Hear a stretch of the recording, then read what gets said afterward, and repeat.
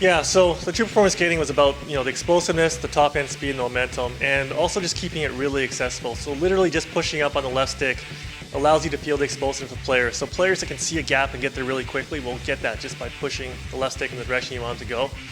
Holding the left stick in a direction will get you to top end speed within seconds. So the fast players will feel fast and really get that sense of player differentiation. And then because the whole system's driven by real-time physics, when you're going top end speed, just like when you're going 100 miles per hour in a car, you can't turn on a dime. Same thing in our game this year. If you're going top end speed and try and cut in, you can't cut on a dime.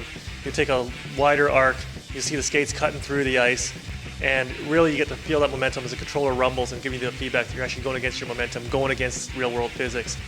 And the last part is just the creativity part of it. Literally, left stick and pressing L2 on PS3 or the left trigger gives you access to over 1,000 new animations that are driving the new skating system, and really allows you to pivot by pressing the button and gives you the full range of moves, taking the shackles off of your legs and your lower body so that you can basically do whatever you want on the ice. And combine that with the skill stick and you have an infinite amount of moves that you can piece together.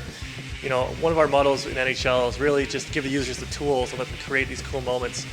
For us, it's really exciting when we see stuff after we ship, upload it to YouTube, of things that we never even saw during the entire development process. And that's just a result of giving people the tools and letting them create all these cool new moves and seeing what they can do to be creative. Yeah, definitely. It affects the defense as well. So the guys who have great speed and great agility will have that in the game as well. And the big game changer there, though, is the momentum. So when you see a guy go into a one-hand skate and go in top-end speed, you know that he can't turn on a dime. So he becomes a little bit more predictable. So you can play your angles, play proper positional hockey, and just take away passing lanes. So this year, we're really rewarding you defensively for playing proper position by getting sticks in the lanes and deflecting passes and intercepting passes. So that part of it, for us is really about capturing the decisions that a real-life NHL defenseman has to make based on the size and the strength and the speed of the player coming at him, and being able to read that situation, understand the gap, whether the offensive player is closing that gap quickly or maintaining the gap and making decisions based on that. So, the momentum and reading the play is a bigger part of NHL 13 than past years. People already, with the announcement of the mode and getting a little preview video in the demo, and from the things that we've talked about so far, people already are rounding up people, trying to get up that 750 number and really get those leagues off the ground as soon as the game ships on September 11th for day one. So I've had numerous join requests already for leagues, and people wanted me to be part of their league. So people are starting to fill up their 750, and for us it's about connecting people all around the world with this mode in our game. Since E3, GM Connected, which we just talked about, big mode for us, big new innovative mode for us. The NHL Moments Live, the scenario mode, which is again another huge mode for us. And then today, we just announced the inclusion of legends in the game, and specifically Doug Gilmour and Hayley Wickenheiser. So Hayley Wickenheiser, national team player, female national team player, recognizable face. For us, this is year 2 of an evolution that we started last year, where we included females in the game for the first time ever in the franchise.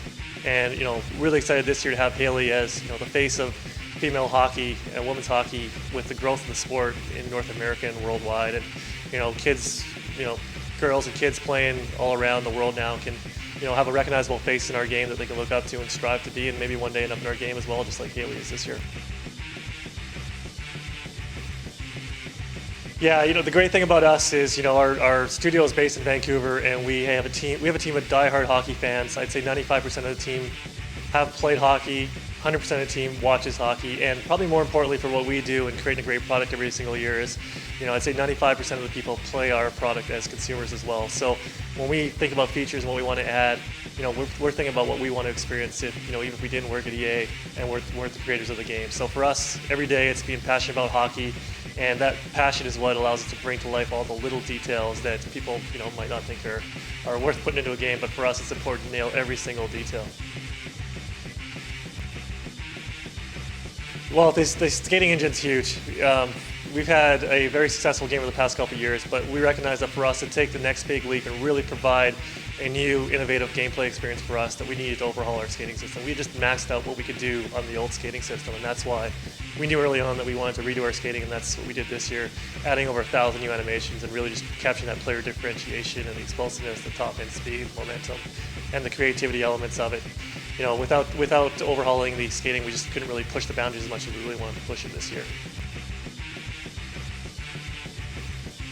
Oh man, we try and get as realistic, as authentic every single year, but every single year, there's always more and more that we can do, and there's stuff that we leave on the cutting room floor every single year, and that's kind of what we start with when we think about the next year's version of the game. So, there's always room for all games to get more authentic and more realistic, and that's what we keep pushing and trying to push that boundary as far as we can every single year.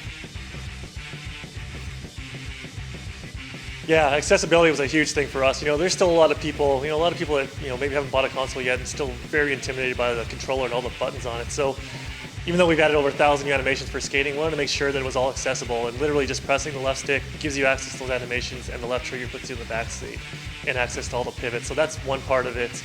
And then with a more complex mode like our GM Connected mode, typically Dynasty modes are more for a core fan, but we want to, again, make it accessible for the guy who's more of a manager type and maybe not great on the sticks, or a fantasy player, so they can just get in there, manage the team, and have their buddies play the game for them, or leverage all the work that we've done with our AI, let the AI play the game for them, and then they can control their team through coach mode.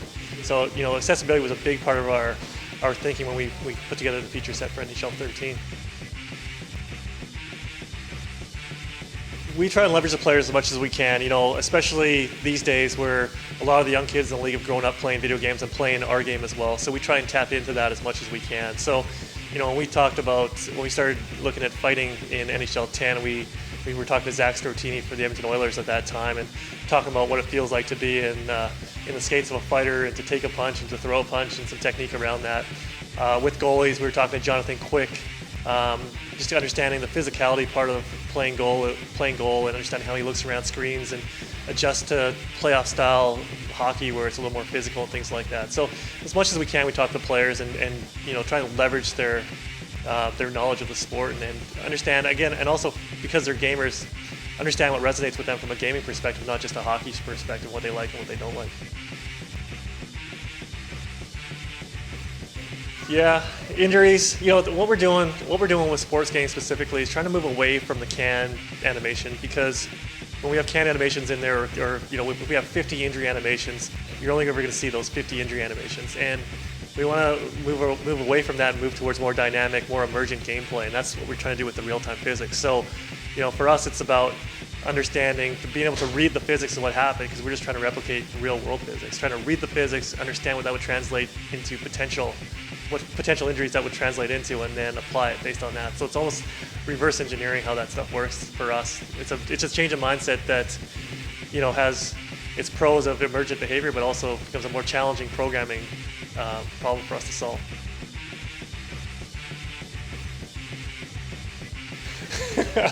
No, but maybe now.